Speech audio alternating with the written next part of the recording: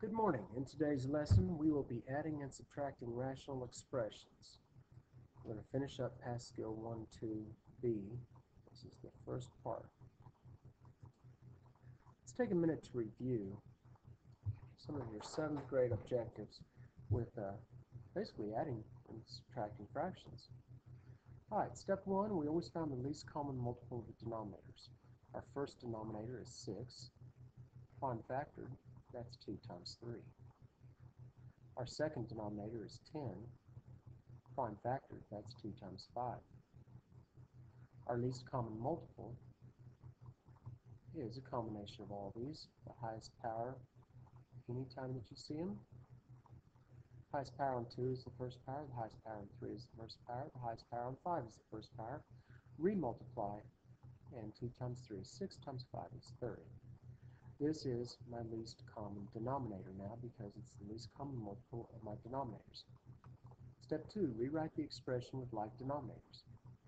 7/6 I want to rewrite as something over 30, and 6 times 5 is 30. What you put here you must also put there, and that's 35/30ths. So this is going to be 35/30ths. Now we're going to do the same with 3/10ths. I'm going to rewrite it in terms of 30ths. 10 times 3 is 30. What you put here, you put there, and that's going to be 9/30ths.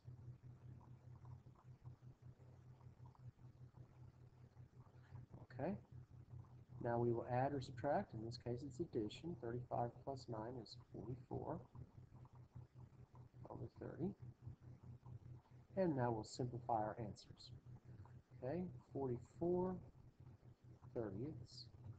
That's 2 times 22, which is 2 times 11. 30 is 2 times 15, which is 3 times 5. I can cancel 2's. Remultiply what's left over. I've got 22 over 15 as my final answer. And that's what you did back in the 7th grade. Today we're dealing with polynomials, rational expressions. Okay? The same thing you do. As with fractions, rational expressions must have common denominators in order to be added or subtracted. Follow the same procedure that we did on the previous. Step 1. Let's find the least common multiple of the denominators. So I've got 2x to the third, and if you're not sure how to do this, just review the previous lesson, 8-2a. That's 2 times x to the third. 8xy squared. 8 is 2 to the third power. X, y squared. So my least common denominator is a combination of 2's, x's, and y's. The highest power on 2 is 3. The highest power on x is 3. The highest power on y is 2. So my least common denominator is going to be 8x to the third y squared. Alright, so now we're ready to go ahead. As it doing this.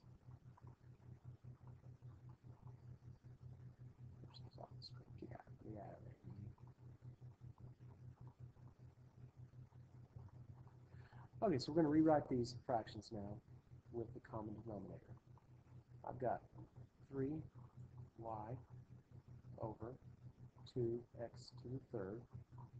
I need that to be over 8x to the third y squared. Alright, so 2 times 4 is 8. X to the third, I've already got an x to the third. I still need a y squared. Just like with the fraction, whatever you put below, you must put above, and now we multiply it. 3 times 4 is 12, and y times y squared is y to the third. So this first one is going to be 12 y to the third over 8x to the third y squared.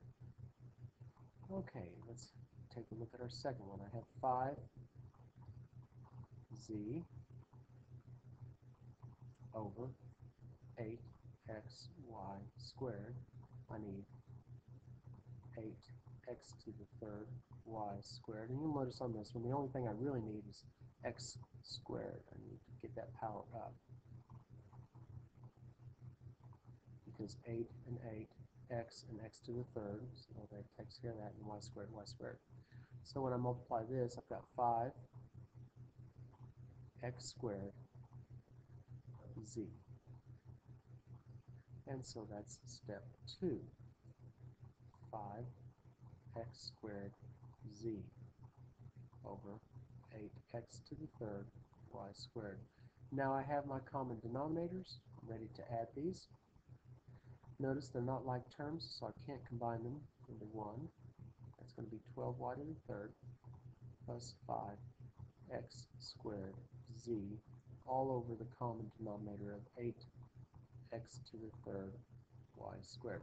If I could simplify this now, I would. If you need a review on that, go back to lesson 8.1a. Okay, let's take a look at this one. The least common denominator is used to combine rational expressions with polynomial denominators. So we're going to be doing this one just like we did the previous one. It's just got those polynomials there. So step 1, let's find the LCM, the least common multiple of the denominators. All right, my first denominator is x squared minus x minus 6. That's going to be factored apart. Okay, let's see, x, the signs are different. I need a 3 and a 2. The 3 goes with the minus. Okay, my next one is 5x plus 10. They share a greatest common factor of 5. I'll factor that out.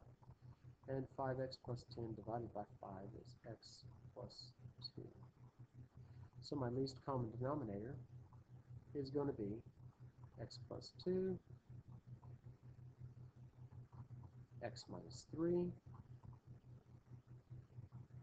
5. Now go back and check your powers. First power, first power, first power, first power. That's it right there.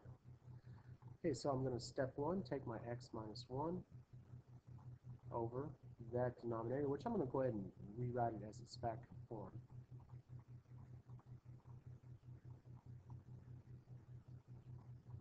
I need to get that denominator to be x plus 2, x minus 3, and a 5. So the only thing I really need to multiply this one by is 5 over 5. That'll get it to match. And so what I've got is 5 times x minus 1. That's 5x minus 5. So there's my first fraction, 5x minus 5 over my least common denominator. I'm just going to do a little shortcut here rather than writing everything out. Minus. Okay, let's take this one and translate it. 4, and that denominator was 5x plus 2. I need that to be something over 5x plus 2, x minus 3. Obviously, you need to multiply this by x minus 3 on the bottom to get it to match. And so I'll need x minus 3 on the top as well. Now multiply those out. 4 times x, 4 times negative 3. Okay, so I've got 4x minus 12 over my least common denominator. Okay, let me do a little clearing here, a bit of cleanup.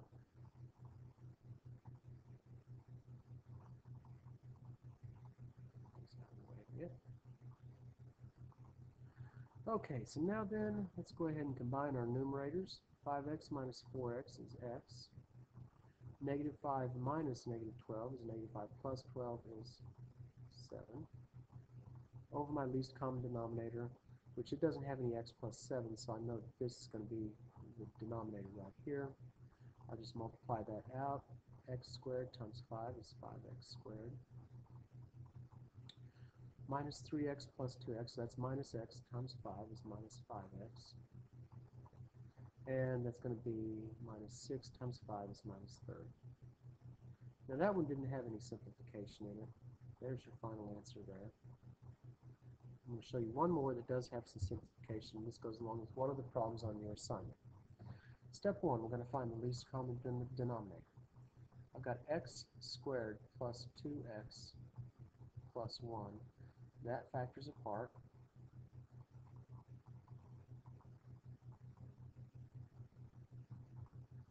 Signs are the same. Two numbers that multiply to get me 1 and add to get me a 2 are 1 and 1.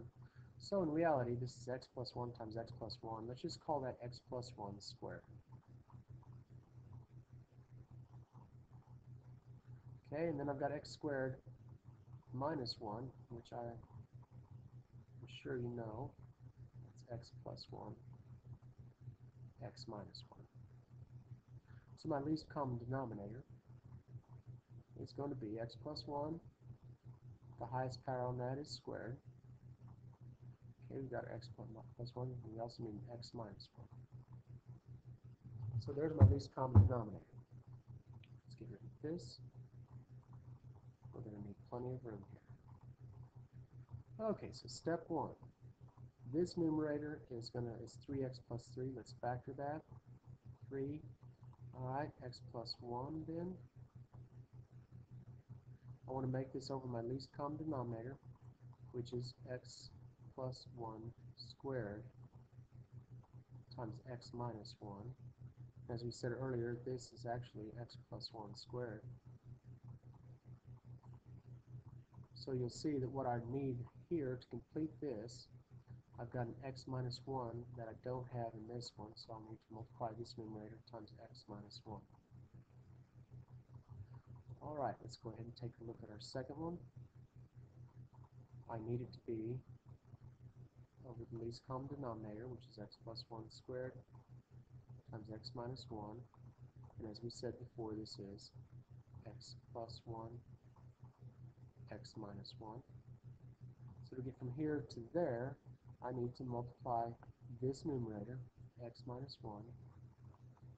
At x plus 1, x minus 1, I still need an x plus 1 to get them to match. Okay, now we'll go ahead and multiply out these numerators. So that's going to be x squared minus 1 times 3 is 3x squared minus 3 over my LCD.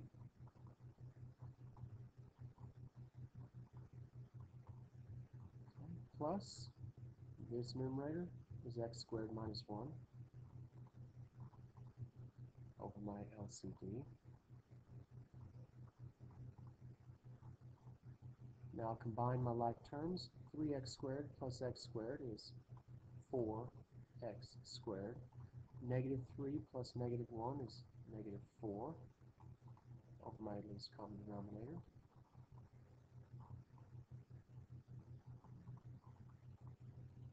Alright, now notice the numerator up here, there's a common factor of 4. I'll take that out, and that leaves me with 4 times x squared minus 1.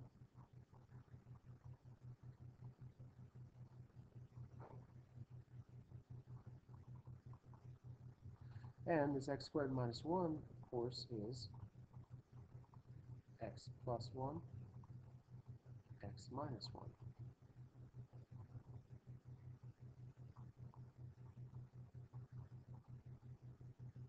And now I can simplify. X plus 1 is gone with one of these x plus 1s.